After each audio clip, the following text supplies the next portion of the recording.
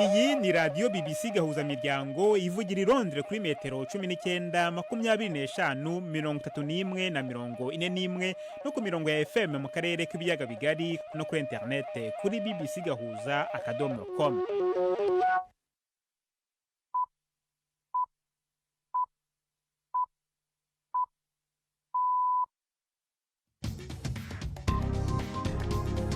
Ubu ni saa 10 n'igice ku isaha mpuzamahanga ya GMT, ni saa 12 n'igice ku isaha yo mu Rwanda no mu Burundi. Muri studio muri kumwe na Jacques Niyitegeka. Izi ni ingingo z'ingenzi zigize aya makuru. Imbaga y'abantu yari mu mihanda yo mu murwa mukuru wa Scotland igihe hahitaga imodoka yari ijyanye kuri kiliziya nkuru ya Mutagatifu Giles. Isanduku irimo umurambo w'umwamikazi Elizabeth wa kabiri w'Ubwongereza watanze mu cyumweru gishize. Bamwe mu batuye mu duce tumwe twa Nyarutarama mu mujyi wa Kigali baravuga ko batiteguye kuva mu butaka bwabo. Baravuga ko amazu basabwa kujyamo hatanganya agaciro n'imitungo basabwa kwimukamo. Ibi ariko leta irabihakana. 70% by'abantu batuye hariya bafite amazu afite agaciro kangana na miliyoni 10 no munsi ya miliyoni 10. Noneho leta inzira make yatanze ni miliyoni 10 mu cyiciro cya mbere. Uyu munsi ugiye kugirwamo miliyoni 19. Turareba n'ikibazo cy'umubare munini w'abanyeshuri mu cyumba cy'amashuri mu Burundi mu gihe kuno munsi hatangiye amashuri yo mu mwaka 2022 2023. Tubafitiye n'ikiganiro cy'urubuga rw'imikino. Mwiriwe mwese, ikaze muri amakuru yo kuri wa mbere itariki ya 12 z'ukwezi kwa 9.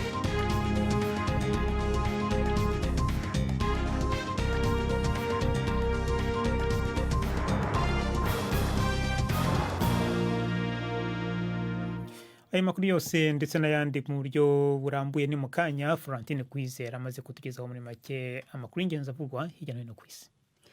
Urakoze Jacques. Tuyahereye muri Scotland mu mujyi wa Edinburgh aho uno munsi haherejwe inkuka y'imisa muri Cathedrale Saint Giles nka kimwe mu bikorwa byo kugandarira no gusezera umwamikazi Elizabeth wa kabiri.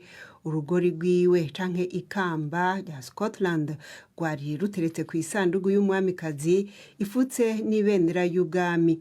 Isanduku yiwe imara muri Cathedrale Saint Giles amasaha 28 kugira ngo abanyagihugu ba Scotland bamusezere. Kare isinzi ry'abantu bari bahagaze ku ibarabara rya Royal Mile barindiriye kunamira isanduku yiwe yakuwe ku ngoro ya Edinburgh yerekeza ku kirimba ca Holyrood iherekejwe n'abana biwe bagiwe imbere n'umwami Charles wa gatatu. Ejo kuwa kabiri ni hiyo sanduku izozanwa hano mu mujyi wa London ahazobandaniriza ibikorwa byo kumunamira no kumusezera. Umukuru w'umujyi wa Kharkiv ugira kabiri muri Ukraine yavuze yuko amazi n'umuyaga nkuba byongeye gucika kubera ibitero by'Uburusiya. Ibitero nk'ivyo byabaye ejo ku munsi w'Imana byatumye ikibanza c'ingufu za nucleaire cononekara, amatara aracika. Ingabo za Ukraine zakomeje ibitero ku bibanza byari byarigaruriwe n'Abarusiya. Abasirikare ba Ukraine bamaze kugaruza ibibanza bitari bike bakivugira yuko ibigwati bigera kuri 200 bimaze gushika mu minwe yabo. Ubutegetsi bw'Uburusiya buvuga yuko buzogwana gushika bugeze ku ntego bwihaye muri Ukraine, nubwo muri kino gihe uruhigi rusa naho umenga rwahindukiye. Umukuru w'ikigo c'ishirahamwe mpuzamakungu ONU kigenzura ikoreshwa ry'ingufu za nucleaire Agence Internationale de l'Énergie Atomique avuga yuko hari ibimenyetso vyerekana yuko Uburusiya na Ukraine bifise imforo yo kuvugana ku cifuzo co gushiraho akarere katagiramo abasirikare mu gace ka Zaporizhia hasanzwe ikibanza gihungurirwamwo ingufu za nucleaire. Rafael Grossi: Basically it's a commitment that muri make nukwiyemeza ko atagikorwa ca gisirikare kizobamwo canke kizorondera gutumbereza kuri urwo ruganda canke mu micungararo aho ibikorwa bisanzwe by'urwo ruganda bishobora kugirwako ingaruka. Ivyo nivyo twiteze. Normal operation. This is what we expect. Bwana Grossi yavuze kandi yuko gutera ibisasu muri ico kibanza no mu micungararo yaho ari ikibazo kirarishinga gituma habura umuyaga nkuba wahora ufasha kurinda yuko ububiko burimwo ibikoresho bishobora gukwiragiza ubumara bwohava bushuha. Icegera c'umukuru w'umuji wa Jining mu ntara ya Xinjiang mu burengero bw'Ubushinwa yasavye imbabazi ku mugaragaro aho yemeye yuko ibifungurwa n'ibindi bintu vyankenerwa bidakwiye. Chayo Gwengang yavuze yuko abahaba bibagora kwivuza. Umugambi wa leta yise Zero Covid watumye abaharugwa muri miliyoni 60 bagira ingorane mu miji n'ibisagara bigera kuri 33 by'Ubushinwa kubera ingingo zikaze zo kubuza abantu gucaruka bava muhira. Umunyamakuru wa BBC ari Beijing avuga yuko inzira zashizweho kugira ngo zironse abantu vyankenerwa zidakwiye. No muri Guiyang hagati mu Bushinwa hari abagera kuri miliyoni 4 n'igice bafise ibibazo by'ibifungurwa. Iyi mwumva ni BBC gahuza miryango. Ukuriye inama y'agateka kazi na muntu mwishira hamwe mpuzamakungu ONU yaneguye Urusiya kubera ico yise iterabwoba rikorwa ku bantu baserura ivyiyumviro bidahuye n'ivyo leta yifuza kubijanye n'intambara ya Ukraine. Nada al-Nashif yavuze yuko ivy'ubutegetsi bwa Moscow bukora mu kubuza abantu guserura ivyiyumviro vyabo biteye kubiri n'ibwirizwa shingiro ry'Uburusiya. Mu Burusiya iterabwoba ingamba zo kubuza ndetse n'ibihano bihabwa abantu bagaragaza kudashigikira intambara ya Ukraine bibangamira uburenganzira bw'ibanze buteganywa n'itegeko nshinga harimo n'uburenganzira bwo guteranira hamwe ubw'ibitekerezo ndetse no kwishyira hamwe.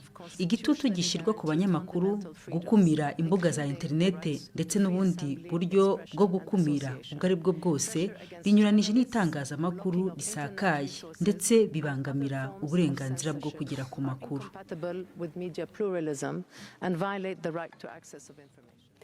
Umufasoni al-Nashif yahamagariye Uburusiya kwisubira ko ku ngingo zijanye n'amategeko bufatira abo bwita abakoreshwa n'abanyamahanga.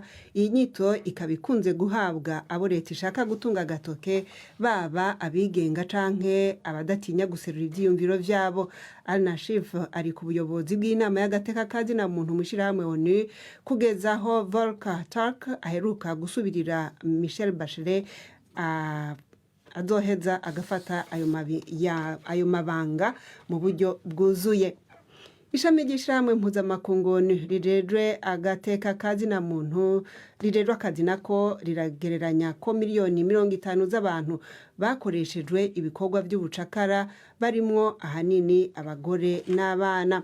Mu cegeranyo canyo giheruka iryo shami rya ONU rigereranya yuko ibitigiri by'abakoreshwa ubucakara canke bakarongorwa ku gahato giyongeye ko imiliyoni 10 mu kiringo c'imyaka 5 kuva muri 2016 kugeza mu mwaka uheze wa 2021. Ikiza ca COVID-19 injyane n'ihindagurika ry'ibihe biri mu vyatumye ibintu vy'umyuka.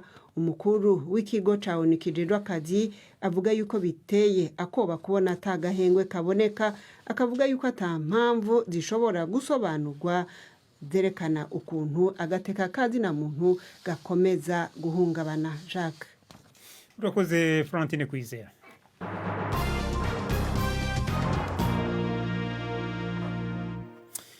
Aya makuru reka tuyahere ku nkuru ikomeye ku isi y'itanga ry'umwamikazi w'Ubwongereza Elizabeth wa kabiri.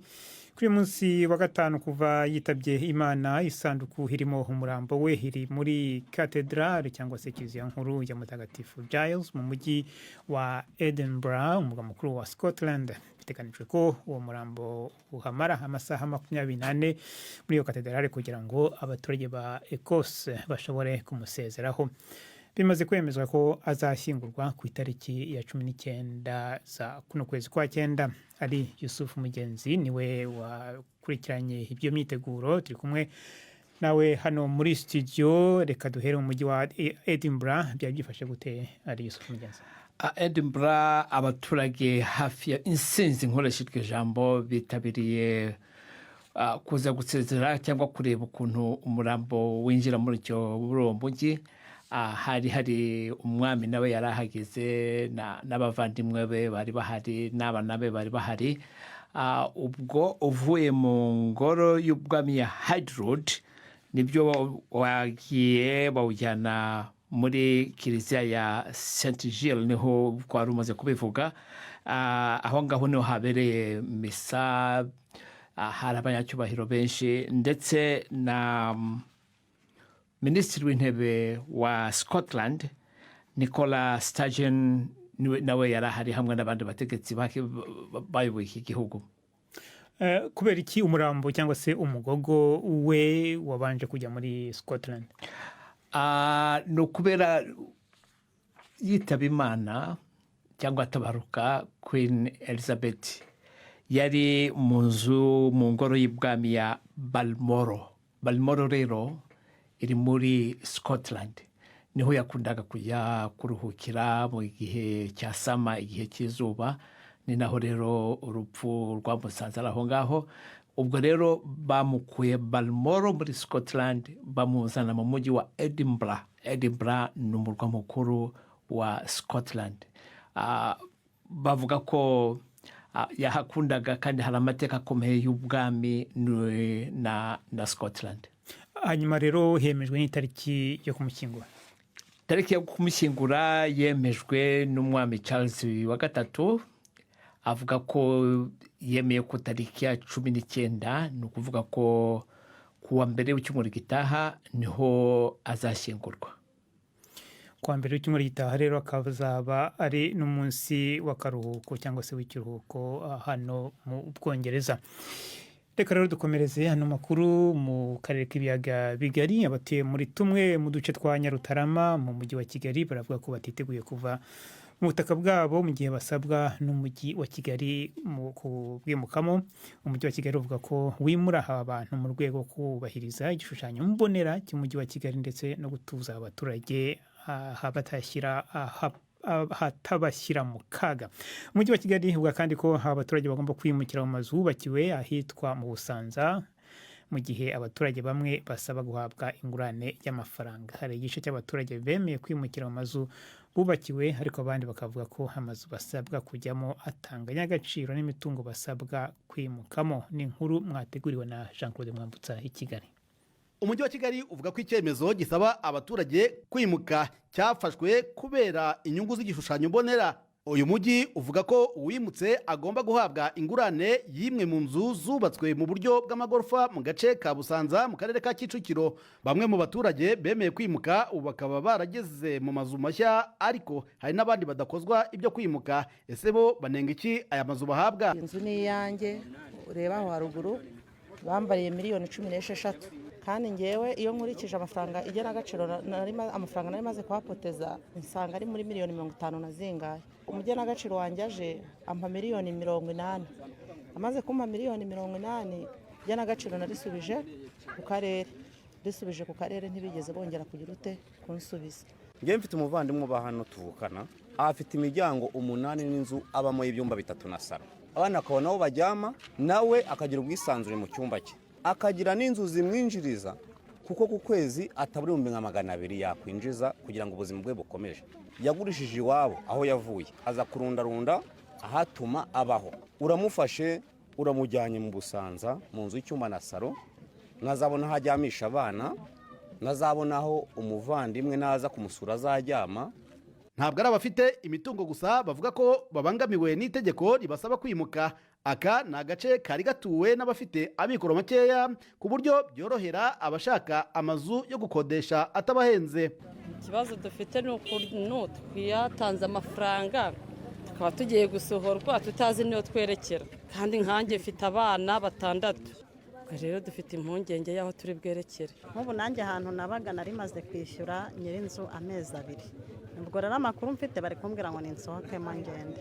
Ubu rero nanjye byambereye inshoberamahanga y'ahantu nshobora kujya nsizemo n'amafaranga yanjye. Bamwe mu baturage bataremera kwimuka bavuga ko batarwanya icyemezo cy'ubutegetsi mu gihe cyaba kigamije koko inyungu rusange, gusa imvugo yabo yumvikanamo gushidikanya ku kigenderewe. None rero umushoramari areba Kibagabaga, areba Agaciro, yareba na Nyarutarama, yareba hano Kangondo ya mbere, Kangondo ya kabiri na Kibiraro, akabona niho honyine hasigaye ibibanza, akabona ni heza, agashaka kugira ngo ashoremo umutungo we, ariko twebwe dupyinagaje.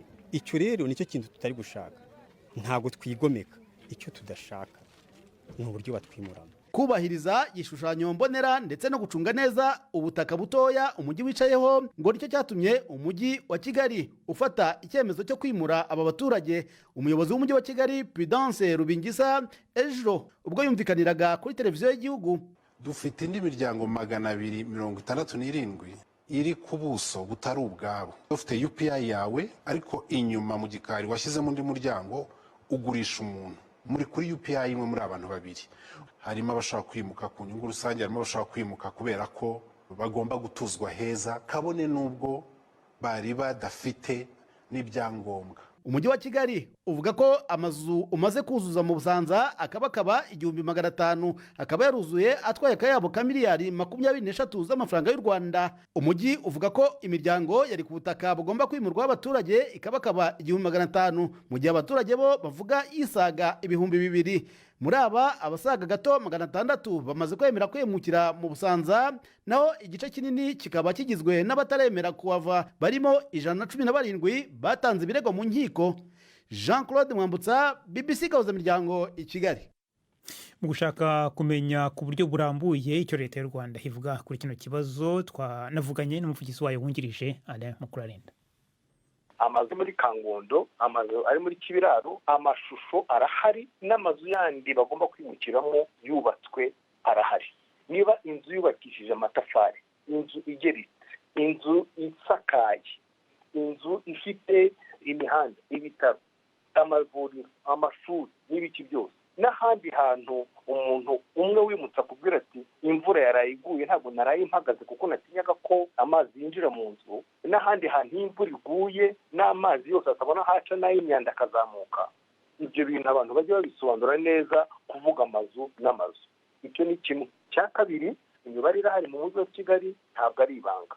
Niba hari ahantu hatuye abantu imiryango 1468, tukaba twadufitemo imiryango hafi 73 yari iri hafi mu gishanga.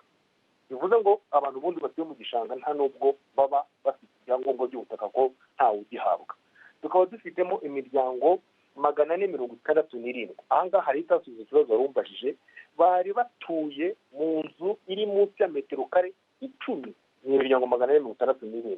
Tukaba dufitemo imiryango 267 yitwa ngo irahetswe. Reka tubisobanure mu magambo make. Iyo umuntu ahetswe ni ukuvuga ngo umuntu afite icyangombwa cy'umutungo, afitemo inzu yubatse, arangije afata agace kamwe akagurisha umuntu umwe, akandi akagurisha umuntu umwe mu kibanza cye, ariko uwo muntu umwe bagurishije we nta cyangombwa yabonye. Bivuze ngo dufite inzu ifite icyangombwa harimo n'andi mazu 2-3. Bivuze ngo abo ngabo bahetswe ubundi ntibakagombye no kubona ingurane kuko nta butaka bagira ofisiyeloma cyangwa mu maso ya leta, ariko nabo bahawe amazu. None se ayo mazu mashya barimo guhabwa araruta iyo mwavugaga iri munsi ya metero kare 10? Niho naringeze, arayiruta. Icyo ngicyo rwose gisobanuke. Hanyuma abantu bahabwa amazu mu byiciro. 70% by'abantu batuye hariya bafite amazu afite agaciro kangana na miliyoni 10 no munsi ya miliyoni 10. Noneho leta inzu ya make yatanze ni miliyoni 11 mu cyiciro cya mbere. Uyu munsi zigiye kugibwamo miliyoni 19. Bivuze ngo nta n'umuntu ushobora gutinyuka kuvuga yuko yahawe inzu ifite agaciro kari munsi y'aho yari afite muri Kibiraro no muri Kangondo. None se kuki bano bashaka ingurane y'amafaranga leta itayibaha? Reka ngusomere rero itegeko, ndanarisoma ko ryanditse kugira ngo impaka ziveho. Bavuga mu ngingo ya 35 yuko indishyi ikwiye ishobora kuba amafaranga y'u Rwanda cyangwa ubundi buryo bwumvikanyweho hagati y'uwimura n'uwimurwa. Ntabwo rero ingurane ikwiye igomba kuba gusa amafaranga. Itegeko rirasobanutse. Kumvikana n'iki? Ni ukuvuga impande zimwe bakicara bakabanza bakareba igenagaciro, noneho uruhande rumwe rukagira icyo rutanga kugira ngo n'urundi rugira icyo rutanga noneho bacyumvikaneho. Leta y'u Rwanda yatanze iki? leta y'u Rwanda yatanze ubutaka ibwubakaho amazu ajyanye n'igihe tugezemo, irangije ishyiraho ibikorwa remezo. Wowe ku ruhande uratanga iki kugira ngo ushake gutegeka ngo urabona amafaranga atari nako itegeko ribivuga? Abantu bajye basobanura neza, kuko yarakwirakwiye ahantu hose bavuga ngo ingurane ikwiye ni amafaranga. Itegeko maze kuri gusobanurira, iyo abantu batumvikanye bigenda gute? Bijya mu rukiko. Amategeko avuga iki bamwe muri bano bantu baramutse banze kujya aho hantu leta ibohereza bakaguma aho bari? Nagira ngo ngusomere ingingo ya 3 nanone. Uyu munsi turasoma kugira ngo abantu basobanukirwe, hatagira ngo n'amagambo yacu dukoresha. Ingingo ya 3 y'iryo tegeko rya expropriation biti leta niyo yonyine ishobora gutegeka kwimura abantu ku mpamvu z'inyungu rusange. Ni ukuvuga ngo leta izagera itegeke uwigometse, uwanze ubwo azaba yigometse. Kwigomeka bihanwa n'igitabo cy'amategeko ahana mu Rwanda. Alain Mukurarinda, mukomeje kumva BBC Gahuza Miryango, madukurikira kandi kuri Kisoro FM mu majyepfo ya Uganda. Abari mu Rwanda no mu Burundi murakurikirana amakuru ku mirongo migufi ya shortwaves, naho abari kuri internet madukurikira kuri Facebook Live.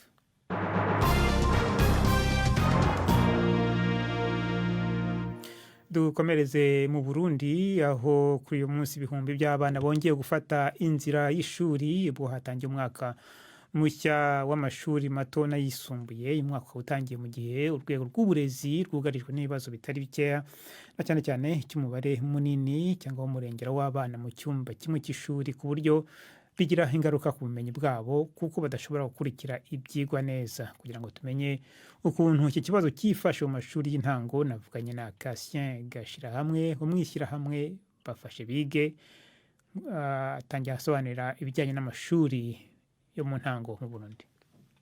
Ibyo twobifata kubiri. Mu ishuri rimwe turavye muri rusange hicaramwo abanyeshuri 74,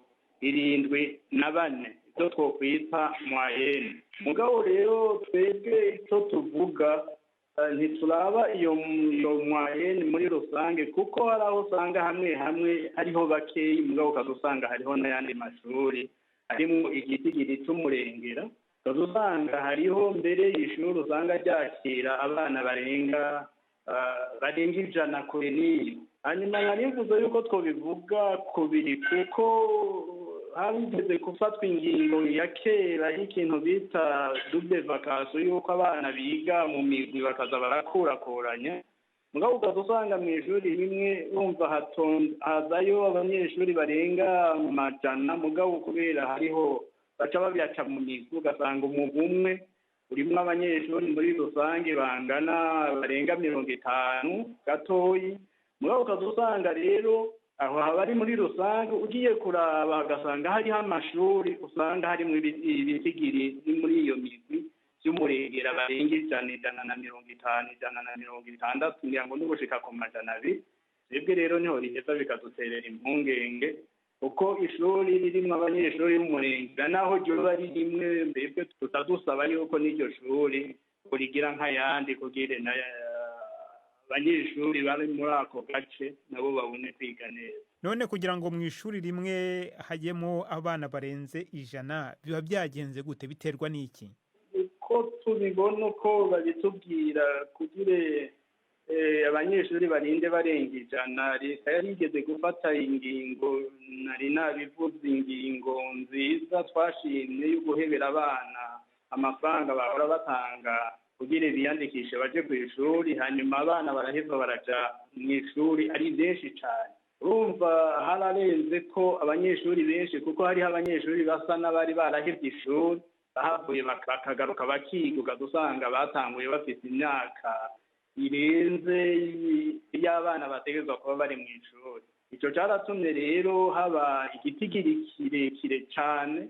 Hanyuma niko leta yarayifatanije n'abenegihugu yarahavuye irubaka amashuri, mugabo ya mashuri yashobora gukwira icyo gitigiri cyaciye kiba kininiya cyane. Icyo ni kimwe. Ikigira kabiri, inyuma y'iyo ngingo y'uko biga ku buntu hanyuma bigatuma abanyeshuri baba benshi, hariho n'iyindi ngingo yafashwe y'uko ekole yahora ari primaire kera iva muri ekole primaire ikaja muri ekole fondamentale. Hanyuma nabo nyene bategezwa kwiga ku buntu, nabo nyene igitigiri, kuko mu wa gatandatu bahora batanga konkuru ikabagabanya baja mu w'indwi mugabo ubuye abaja mu w'indwi ni benshi abashika mu w'icenda ni benshi ni gushika mu w'icenda abana rero naho nyene baciye baba ibitigiri binini mugabo hariho n'izindi mvo yango benshi batazi kandi canke batumva kumwe ni igitigiri c'abana basibiramwo umwaka hasibiramwo umwaka bavye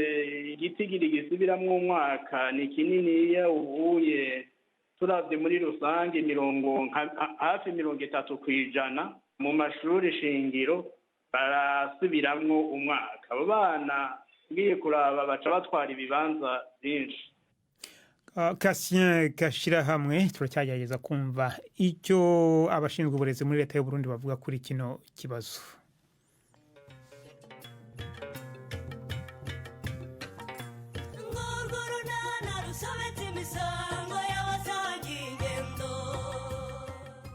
Mu kiganiro nacyo kuri wa kabiri twabateguriye Rureme hano mu rugo umaze kutunaniza ku buryo abantu bose usigaye bafata nkaho ntacyo tumaze.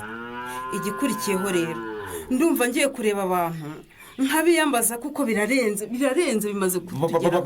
Abantu ugiye kwiyambaza urashaka kundega mbebwe urashaka kundega. Ni 12:45 kuri BBC.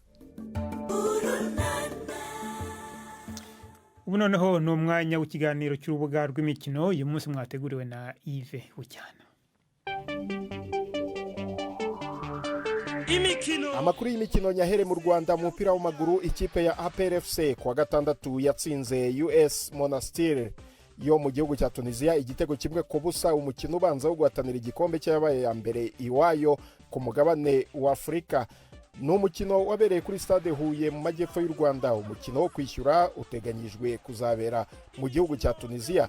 Mu karere andi makipe yakinnye ikipe ya Flambeau du Centre ihagarariye igihugu cy'u Burundi yatsinze Al Ittihad yo mu gihugu cya Libya igitego kimwe ku busa. Yanga yo muri Tanzania inyagira Zalani yo muri Sudani y'Amajyepfo. Fiston Mayele wo mu gihugu cya Repubulika ya Demokarasi ya Kongo yatsinzemo ibitego bitatu wenyine. Ikipe ya Simba Sports ya Dar es Salaam muri Tanzania nayo itsinda Big Bullets yo muri Malawi ibitego bibiri ku busa bya ba rutahizamu umunyazambia Moses Firi n'umutanzania John Boko. Naho ikipe ihagarariye igihugu cya Uganda Vipers yanyagiye Olympique Real do Bangui iyitsinze ibitego bitatu ku busa. Mu mukino wa tenisi umukinnyi wa tenisi w'umunya Espagne Carlos Alcaraz yabaye umukinnyi ukiri muto wegukanye irushanwa rya US Open kuva ryegukanwa na Pete Sampras mu mwaka w'1990. Carlos Alcaraz ejo yegukanye iryo rushanwa atsinze Casper Ruud wo mu gihugu cya Norvege amutsinze 7-3 ku manota 6-4 2-6 7-6 na 6-3 ku mukino wa nyuma yarakinnye ku nshuro ye ya mbere kuva yakina amarushanwa ya tennis akomeye. Yagereranyijwe n'umutoza we n'ikindi gihangange muri tennis Roger Federer w'Umusuwisi.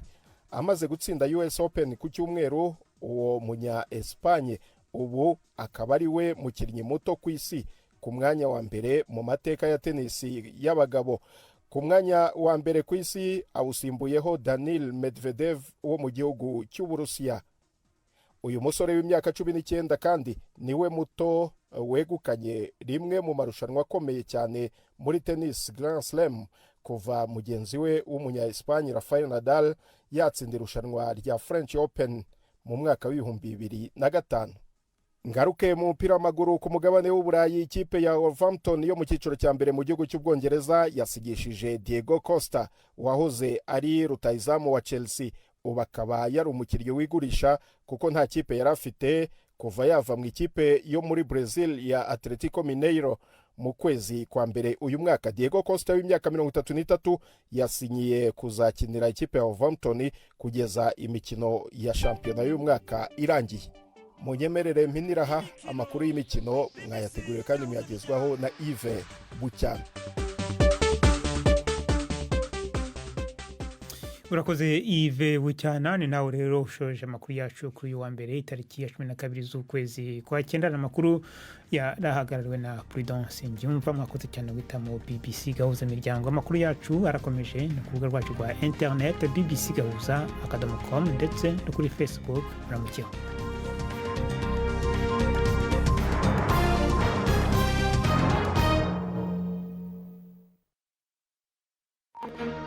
Thank you.